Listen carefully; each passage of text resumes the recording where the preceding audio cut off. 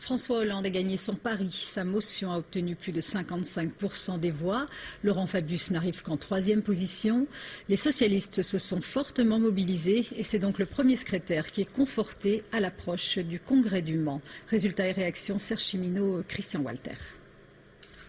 Matinée calme au siège du Parti Socialiste. Un François Hollande encore invisible. Tout au mieux, l'un de ses lieutenants voulait bien commenter la victoire et parler du congrès prochain. Ce ne sera pas un congrès d'exclusion. C'est le congrès de tous les socialistes, puisque nous avions dit aux militants qu'en donnant une forte majorité, nous essaierions de faire l'unité du parti. Et donc nous allons faire un congrès qui soit un congrès en voulant rassembler les socialistes et surtout un congrès qui parle aux Français, qui ne soit pas un congrès où les socialistes parlent aux socialistes à l'intérieur de leur salle de congrès.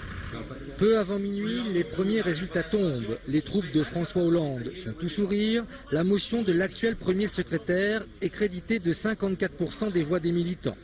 Et les présidentiables de son camp veulent être les premiers à commenter la chose. Jack Lang, juste un peu avant, Dominique Strauss-Kahn. Une belle journée. Une belle soirée surtout. C'est la confirmation d'une orientation qui a été choisie à Dijon, mais qui est reprise aujourd'hui, reprise plus fortement, une orientation qui veut la réforme dans ce pays, qui veut que la gauche ne fasse pas ce que fait la droite, mais ne fasse pas non plus ce que fit la gauche quand elle était au pouvoir.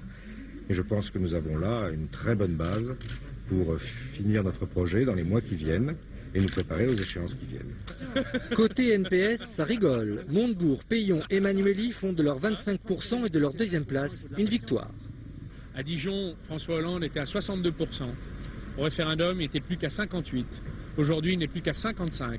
C'est la chute lente et liée d'ailleurs à l'incapacité à faire face au changement de l'économie, du capitalisme, de la droite qui s'extrémise et se radicalise. En ce qui nous concerne, nous construisons une force irrésistible qui monte. Le résultat Chez les Fabiusiens, très déçus, on dénonce un vote litigieux dans certaines fédérations. Depuis ce matin, nous avons mis quelques-uns de nos spécialistes du corps électoral à étudier chacun des procès-verbaux pour voir exactement ce qui s'est passé. Rendez-vous pour tout ce petit monde au Mans le 18 novembre pour un congrès qui promet.